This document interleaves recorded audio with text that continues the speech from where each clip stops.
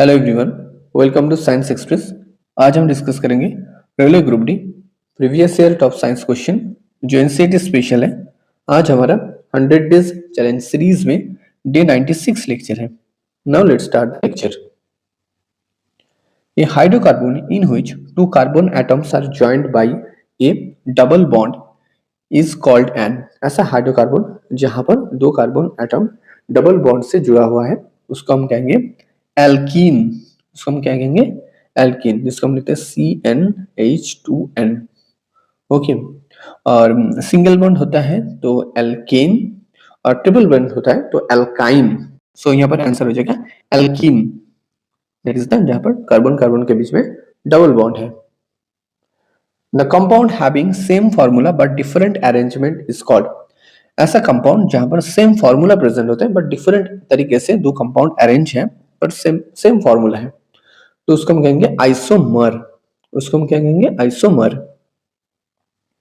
The hydrocarbons which have a double bond between two carbon atoms are called. ऐसा hydrocarbon, the hydrocarbon which have a double bond between two carbon atom, दो carbon atom के बीच में अगर double bond है उसको हम कहेंगे अनसैचुरेटेड कंपाउंड। अगर सिंगल बॉन्ड होता है तो उसको हम कहेंगे सैचुरेटेड कंपाउंड। अगर डबल बॉन्ड है, ट्रिपल बॉन्ड है, उसको हम कहेंगे unsaturated compound. Which allotrope of carbon is in the form of geodesic dome? Carbon का ऐसा एलोट्रोप जो फॉर्म करता है जियोडेसिक डोम फॉर्म करता है। कार्बन का उस एलोट्रोप का नाम है फुलरिन। कार्बन का और भी एलोट्रोप है, जैसे डायमंड एक कार्बन का एलोट्रोप है, ग्राफाइट है। So all are allotrope of carbon, परंतु जो जियोडेसिक डोम फॉर्म करता है वो है fullerene. Nature of bond present in the molecule of nitrogen gas will be. जो नाइट्रोजन गैस होता है उसमें जो नेचर ऑफ बॉन्ड प्रेजेंट होता है वो कौन सा बॉन्ड होता है? ये होता है ट्रिपल कोवैलेंट बॉन्ड होता है। ओके, दो नाइट्रोजन के बीच में जो बॉन्ड प्रेजेंट होता है, नाइट्रोजन का जो सिंबल है तो N2 है। ओके, नेचर में N2 के फॉर्म में एग्जिस्ट करता है। जो बॉन्ड प्रेजेंट होता है वो होता है triple covalent bond. What percentage of carbon does earth crust have in the form of mineral? Earth crust में जो मिनरल प्रेजेंट होता है उसमें कार्बन का कितना परसेंटेज प्रेजेंट होता है? दैट इज 0.02 परसेंटेज प्रेजेंट होता है। So 0.02 percentage of carbon does the earth crust have in the form of mineral. In a neutralization reaction, a new substance is formed is called। ऐसा neutralisation reaction जहां पर new substance formed होता है, सो ये कौन सा न्यू सब्सटेंस फॉर्म होता है? सॉल्ट होता है। न्यूट्रलाइजेशन रिएक्शन क्या होता है? जहां पर एसिड के साथ, सपोज एचिलिक एसिड है जिसके साथ अगर हम NaOH एक बेस है, बेस का रिएक्शन कराएं तो इसमें वाटर प्रोड्यूस होता है और प्रोड्यूस होता है salt, that is NaCl।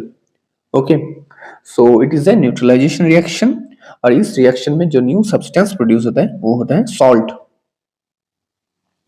Which of the following is the chemical name of baking soda? Baking soda का केमिकल नाम क्या है?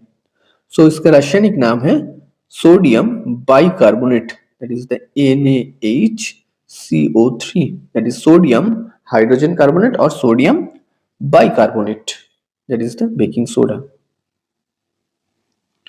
Which of the following is not a characteristic of sound wave?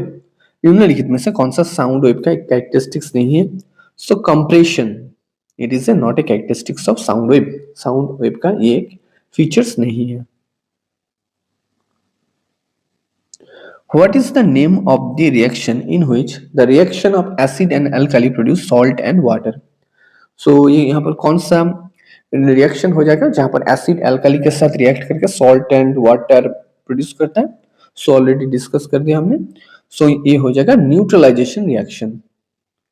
Okay, so name of the reaction is neutralization reaction. When acid A is added to base B, जब acid A को B के साथ मिलाया जाता है C produce होता है along with the large amount of heat। Heat के साथ कंपाउंड C प्रोड्यूस होता है। C is used in manufacture of plaster of Paris।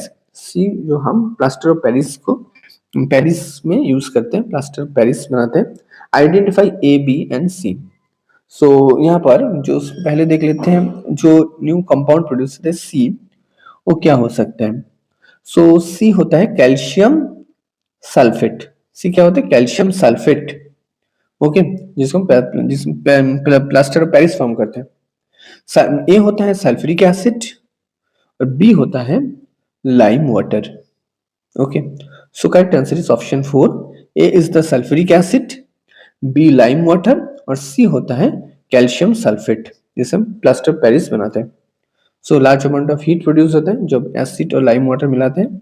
Okay, so C produce होता है, C is manufacture of plaster of Paris, जो C को हम plaster of Paris में प्लास्टर ऑफ पेरिस फॉर्मेशन के लिए यूज करते हैं। So correct answer is option number 4। From which part of turmeric is the turmeric powder obtained.